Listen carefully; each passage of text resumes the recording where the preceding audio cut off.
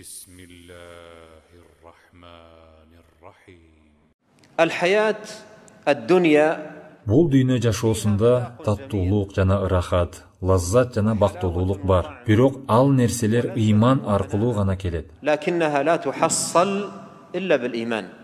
لا تحصل. Тактап айтканда, бул жашоодогу бактылуулукка жетүү үчүн Аллах жана анын элчисине саллаллаху алейхи вассалам моюн сунуу керек. Пайгамбар саллаллаху алейхи вассалам айткан: кимде-ким Аллахты Раббим деп, исламды диним деп, жана Мухаммадты пайгамбарым деп ыраазы болсо, ыймандын даамын татыптыр. وقال عليه الصلاة والسلام.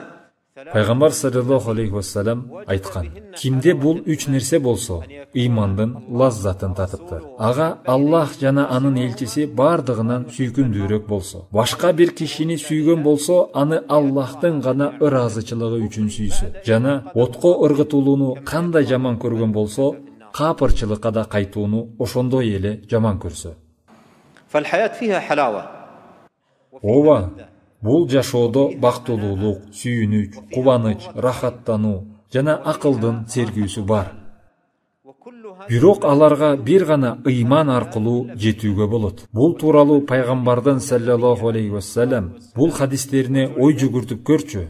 Ал айтчу эле: менин көзүмдүн кубанычы намазда. Дагы айтчу эле: о Билал, бизди намаз менен эс алдырчы деп.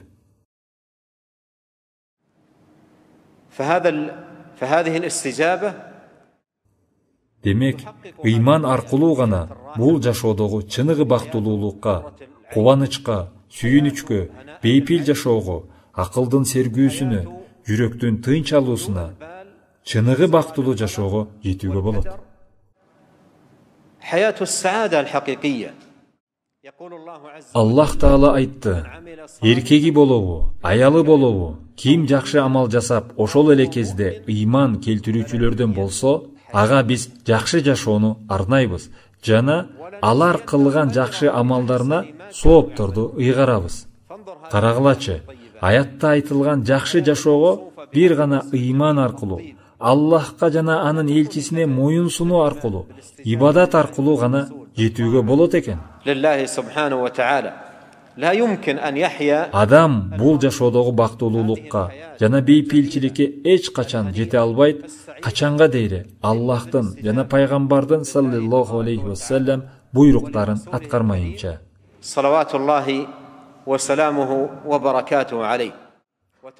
Дагы бир аятта Аллах Тааланын ушул мааниде айтылган сөздөрүнө ой жүгүртүп көр.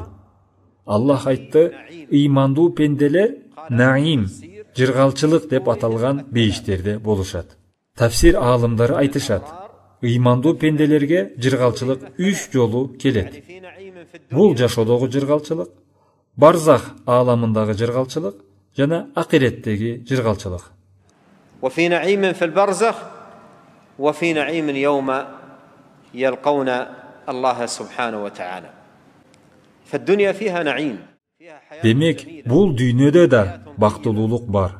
Кубаныч, лаззат жана бейпил жашоо бар. Бирок андай жашоого бир гана Аллахка жана анын элчисине саллаллаху алейхи вассалам моюн сунуу менен гана жетүү мүмкүн.